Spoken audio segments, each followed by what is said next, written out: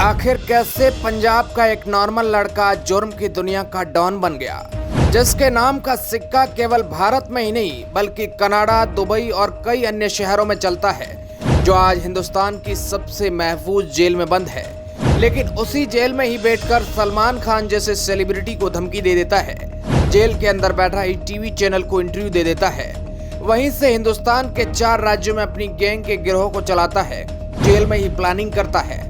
Lawrence Bishnoi की fan following बहुत ही ज्यादा है। इसके अलावा लॉरेंस बिश्नोई गैंग में आदमी भी ज्यादा है। जिस सलमान खान को बॉलीवुड का दबंग कहा जाता है, आज इसी दबंग अभिनेता को भी अपनी पर्सनल सिक्योरिटी बढ़ाने के साथ लॉरेंस के डर से बुलेट प्रूफ गाड़ी में घूमना पड़ रहा है, जिस पर 1-2 नहीं 50 केस चल रहे हैं। इसके अलावा सिद्धू मूसेवाला की हत्या करके उसका आरोप अपने ऊपर लेने वाली गैंग भी इसी की है। दिखने में जितना सुंदर है, इरादे उतने ही ज्यादा भयानक है। आखिर कैसे लॉरेंस बिश्नोई पुलिस वालों की इतनी सिक्योरिटी के बाद भी जेल में बैठे हुए लगभग 1 घंटे से ज्यादा देर तक न्यूज चैनल पर अपना इंटरव्यू दे देता है। सोचने वाली बात तो यह है कि कैसे इसके पास जेल में मोबाइल फोन आया और अभी तक पुलिस वालों को भी इस बात का पता नहीं चल पाया है। 9 साल से जेल में बंद इस गैंगस्टर ने ऐसा क्या जुल्म कर दिया था जिसकी सजा ये अभी भी भुगत रहा है। इसकी दहशत के आगे बाकी सब गैंगस्टर फीके लगते हैं। जिस काला जठेड़ी के नाम से लोग खौफ खाते हैं, वो भी इनके आगे पानी भरते हैं। आखिर क्या है लॉरेंस बिश्नोई का इतिहास? आज हम लॉरेंस के जन्म से लेकर जेल तक की पूरी कहानी आपको बताएंगे, इसलिए इस वीडियो को आप आखिर तक देखिएगा। जिस लॉरेंस बिश्नोई की हम बात कर रहे हैं, उसके नाम के पीछे भी एक रोचक कहानी है। पंजाब के फाजिल्का शहर में 22 फरवरी 1992 को पैदा हुआ एक बच्चा, जो रंग रूप में इतना गोरा और आकर्षक था कि मानो दूध की तरह सफेद चमक रहा हो। इसलिए उसकी मां ने उसका नाम लॉरेंस रख दिया, क्योंकि लॉरेंस का मतलब भी दूध की तरह चमकना होता है। बचपन में वह जितना ही स्मार्ट था, उतना ही हर काम में होशियार था, और ऐसी होशियारी को देखते हुए उसके घर वालों ने सोचा था कि उनका बेटा एक न एक दिन उनका नाम जरूर रोशन करेगा। लेकिन उन्हें कहाँ पता था कि उसका नाम जयराम की दुनिया में मशहूर होगा। लॉरेंस की मां घर में एक गृहिणी थी और पिता पंजाब पुलिस में कांस्टेबल के पद पर काम कर चुके थे। पिता कानून के अनुसार चल रहे थे, लेकिन बेटा कानून के विरुद्ध। उसकी मां हमेशा उसका विरोध करती थी, क्योंकि पिता खुद पुलिस वाले थे। लेकिन घर वालों का बहुत ही लाडला था और परिवार में भी बिल्कुल संपन्न था। पैसों की कोई कमी नहीं थी। वह अपने भाई बहनों के साथ सरकारी स्कूलों में पढ़ता था। स्कूल पूरा करने के बाद उसने पंजाब के डीएवी कॉलेज में दाखिला लिया और वहीं से उसके जुर्म की कहानी का पन्ना लिखना शुरू हो गया। ये बात है 2010 की, जब लॉरेंस स्नातक पाठ्यक्रम की परीक्षा दे रहा था। उस परीक्षा के दौरान लॉरेंस का एक चीट के साथ नकल करते हुए पकड़ा गया। जैसे ही परीक्षा निरीक्षक उसे परीक्षा अध्यक्ष को सौंपने वाला था, तभी उसने अपनी उत्तर पुस्तिका के साथ 1 मंजिल की इमारत की खिड़की से छलांग लगा दी। एक सुरक्षा गार्ड ने उसे शर्ट के सहारे पकड़ लिया, लेकिन लॉरेंस उस शर्ट को गार्ड के हाथों में छोड़कर भाग गया। ये बात उसी के कॉलेज में राजनीतिक विज्ञान के प्रोफेसर ने कही थी। लॉरेंस कॉलेज के दिनों से ही थोड़ा ज्यादा यूं नटखट था कि उसका नाम आज भी हर एक टीचर को रोल नंबर समेत याद है। एक बार तो वह एग्जाम देने के लिए हथकड़ियों के साथ भी आया था, जिसके बाद से ऐसे मार्ग पर चल पड़ा था जिसके बारे में हमने कभी सोचा तक नहीं था। लेकिन अभी तक भी लॉरेंस एक गुंडा नहीं बना था। लॉरेंस किसी भी काम को लेकर बिल्कुल सतर्क रहता था। वैसे तो कॉलेज में उसका पहले ही रुतबा था, लेकिन अब वह अपना नाम बनाना चाहता था, इसलिए छात्र संघ चुनाव लड़ने के लिए अपना नाम उसमें दाखिला करवा दिया। इस दौरान लॉरेंस बिश्नोई ने एक स्टूडेंट संगठन बनाया और नाम रखा सोपू, और फिर लॉरेंस बिश्नोई इसके जरिए कॉलेज में अध्यक्ष पद के लिए चुनाव के मैदान में उतर गया। लेकिन इस चुनाव में लॉरेंस बिश्नोई हार जाता है। लॉरेंस बिश्नोई इस हार का बदला लेना चाहता था और सामने वाले गुट के साथ लॉरेंस बिश्नोई की दुश्मनी हो जाती है और लॉरेंस बिश्नोई इस हार का बदला लेना चाहता था। इसके बाद साल 2011 में दोनों गुट आमने सामने हो जाते हैं और इन दोनों गुटों के बीच आमने सामने फायरिंग होती है, और इस फायरिंग ने लॉरेंस बिश्नोई की पूरी जिंदगी को बदल दिया। यही वह दिन था जब लॉरेंस ने पहली बार किसी पर फायरिंग की थी, और कहा जाता है कि यही वह पहला वक्त था जब लॉरेंस बिश्नोई पर पहला मुकदमा दर्ज हुआ। इस पहले मुकदमे में छात्र नेता के हत्या के प्रयास में लॉरेंस बिश्नोई को जेल जाना पड़ा था, लेकिन कुछ दिनों बाद ही लॉरेंस बिश्नोई जमानत पर बाहर आ गया। लेकिन इसके बाद लॉरेंस बिश्नोई जुर्म के ऊपर जुर्म करता गया और इस अपराध की दलदल में लॉरेंस बिश्नोई और ज्यादा फंसता गया। कहा जाता है कि लॉरेंस पर 50 से ज्यादा मामले दर्ज है और काफी मामलों में लॉरेंस बिश्नोई बरी भी हो चुका है। कहा जाता है कि कुख्यात गैंगस्टर जग्गू भगवानपुरिया असल में जुर्म की दुनिया में लॉरेंस बिश्नोई का गुरु है। इस गैंगस्टर ने लॉरेंस को जयराम की दुनिया के वो पैतरे सिखाए, जिनकी बदौलत आज वो इस काली दुनिया का बेताज बादशाह है। ये जग्गू पंजाब के भगवानपुर का रहने वाला है। इस देश का सबसे अमीर गैंगस्टर कहा जाता है।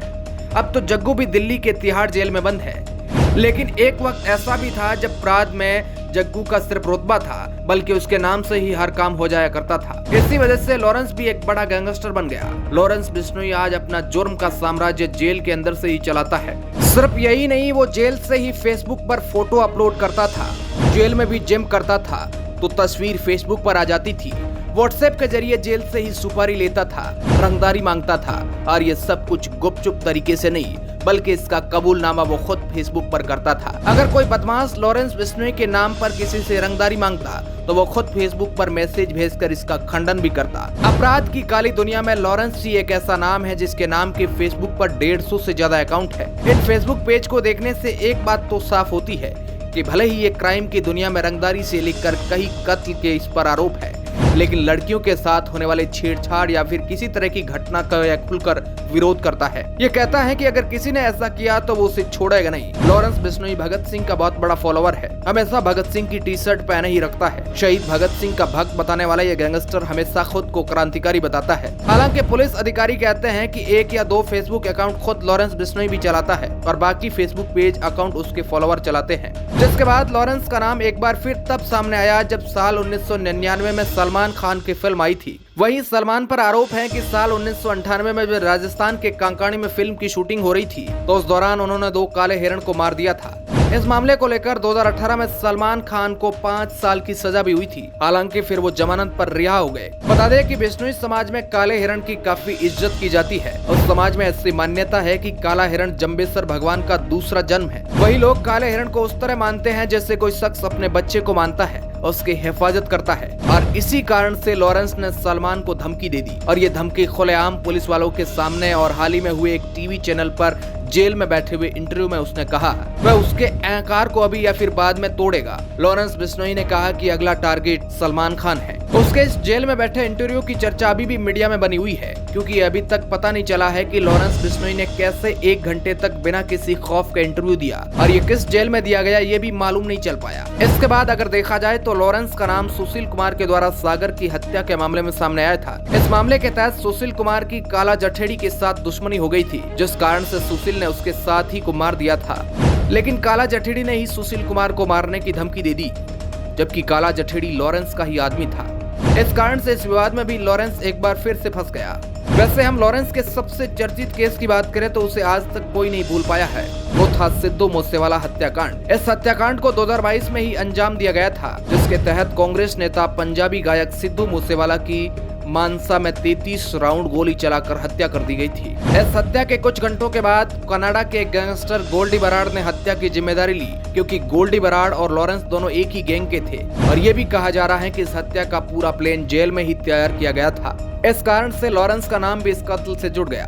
हालांकि अभी तक गोल्डी बराड़ पुलिस के हाथ नहीं लगा है। अगर हम लॉरेंस की कुछ बातों पर नजर डालें तो पुलिस अधिकारी बताते हैं कि वो ऐसे ही किसी से रंगदारी नहीं मांग लेता। इसके लिए बाकायदा वो इंटरनेट पर रिसर्च करता है, अपने गुर्गे भेजकर रेकी करते हैं। इसके बाद वो रंगदारी या फिर सुपारी मांगता है। धमकी देने के लिए वो हमेशा व्हाट्सएप कॉल करता है। जेल में चाहे कितने भी इंतजाम कर दिए जाए, वो कब और कैसे मोबाइल चला लेता है ये अभी तक कोई पता नहीं लगा पाया है। पुलिस का कहना है कि इसके निशाने पर ट्रैवल एजेंट, डायमंड कारोबारी, अस्पताल मालिक, गुटखा कारोबारी, चरस और ड्रग्स के कारोबारी है, शराब कारोबारी और बड़े रेस्टोरेंट मालिक होते हैं। इन्हें धमकी देकर न सिर्फ रंगदारी लेता है, बल्कि ये भी दावा करता है कि उसके अलावा देश का दूसरा कोई गैंगस्टर उससे परेशान नहीं कर सकता। अब मर्जी उस कारोबारी की है। जब एक जर्नलिस्ट ने लॉरेंस बिश्नोई से पूछा कि आप जुर्म छोड़ क्यों नहीं देते, तब लॉरेंस बिश्नोई ने कहा था कि मैं छोड़ दूंगा, लेकिन आप दूसरों को भी समझा दीजिए। पत्रकार ने पूछा कि आप जेल से ये मौत का खेल क्यों चलाते हैं, बोला कि ये परमात्मा की मर्जी है। अभी हाल फिलहाल लॉरेंस बिश्नोई पंजाब की भटिंडा जेल में बंद है,